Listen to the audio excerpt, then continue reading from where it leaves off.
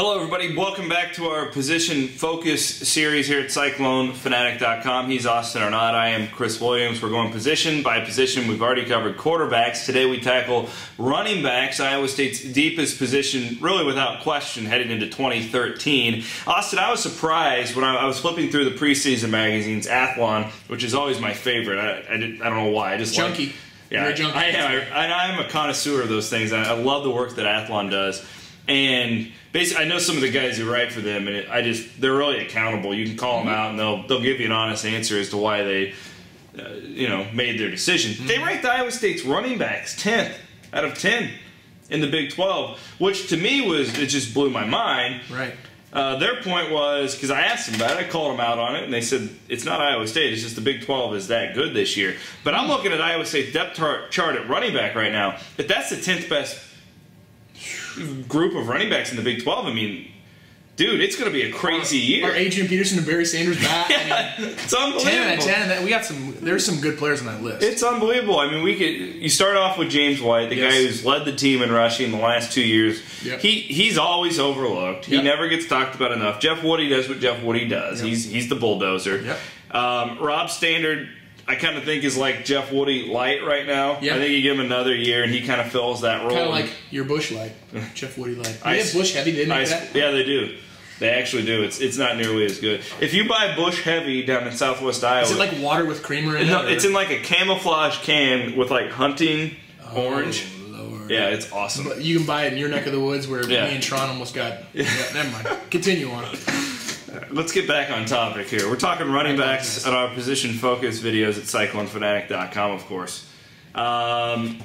Okay, you've got now Shawn Trell Johnson, who's coming off of not only the bad neck, he's coming off of an ACL. Yeah. That's where I want to start, and then we'll get to Neely and Wimberly, which I think are the two most intriguing guys on this list. Definitely. Shawn Trell Johnson, we don't know how he's really going to come back from that. I talked to Shawn Trell on Pro Day. Yeah.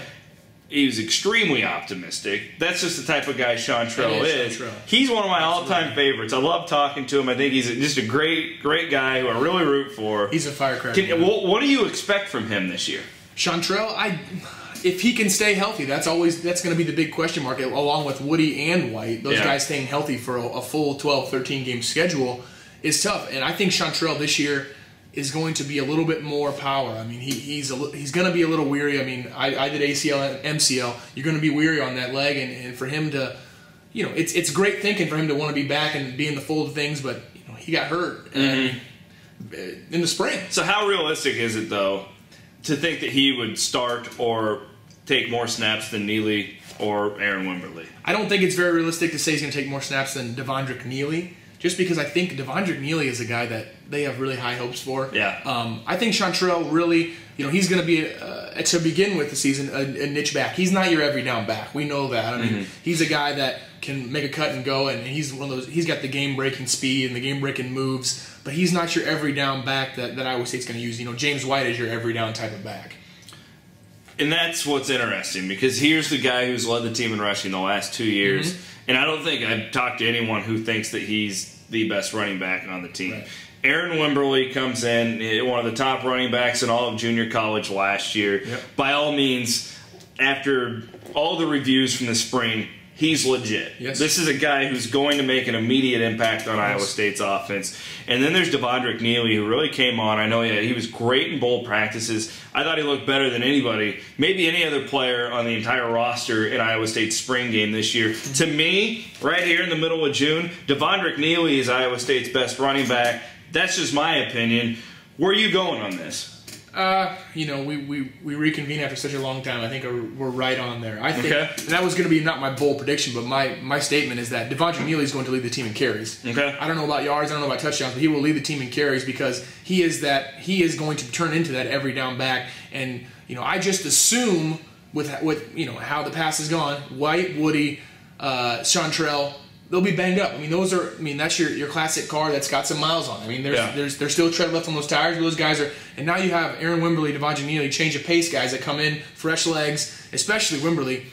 From people close to the program, I've heard that he is, as far as creases and cuts go, and especially implementing this more of the pistol, he is a guy that can make a 0 to 10. I mean, he can go and find the slimmest of cuts and just make it go for 10, 15, maybe 20 yards. I mean, that's the type of guy he is. After the spring game, Neely hinted to me that we would probably see more two-back sets out of the pistol. Yeah. Do you buy into that? I do buy into that. I think anytime you can use, I mean, this is, like you said, the deepest position there is on the field.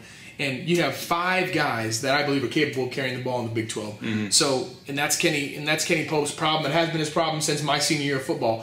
He doesn't know what to do with all the reps, and rightfully so. I mean, you've got 5 guys that are competing for logistically one spot on the field, but you go with 2-back, you have options. You put in Jeff, he can go out there and block. Stander's another guy, like you said, he's Woody light. You have these different niche backs, if you will, where we can spread up and do different things with multiple running backs on the field. So you've got young wide receivers, really for the most part unproven wide receivers. Yeah. You got all these weapons at running back. Aaron Wimberly is, without question, one of the top 4 fastest guys on the field, according to aunty McKnight. He can go. Why not put him in the slot? I mean, we know he can catch. The Rhodes has talked about that. We've heard a lot. Pope talks every year about how he wants to get the running backs more involved in the passing game. To me, this looks like a golden opportunity. Yeah, and it's what Coach Rhodes. What does Coach Rhodes preach every year that they need more of? Explosive playmakers. Plays. Yeah, explosive plays downfield, 20 plus, 25 yards.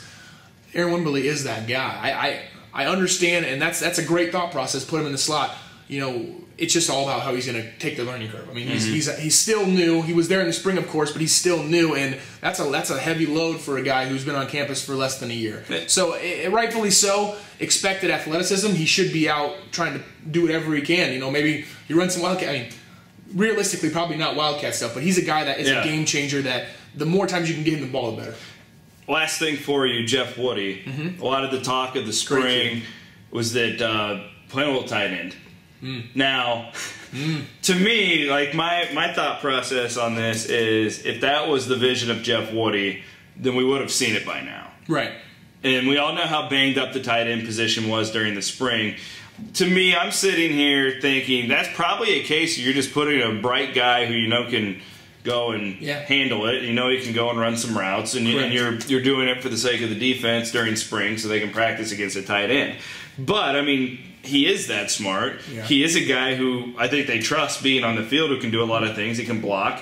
He can catch the football, and he can run the football. I mean, do you think that there's any legitimacy to seeing Jeff Woody be moved around like that? I think that's a true statement. I mean, Jeff is a guy that he wears multiple hats in that locker room, and he's a leader. He's a senior. He's a running back. He can do multiple things. He knows the offense probably better than Sam Richardson does. To be honest with you, he's a smart kid and knows a lot of things.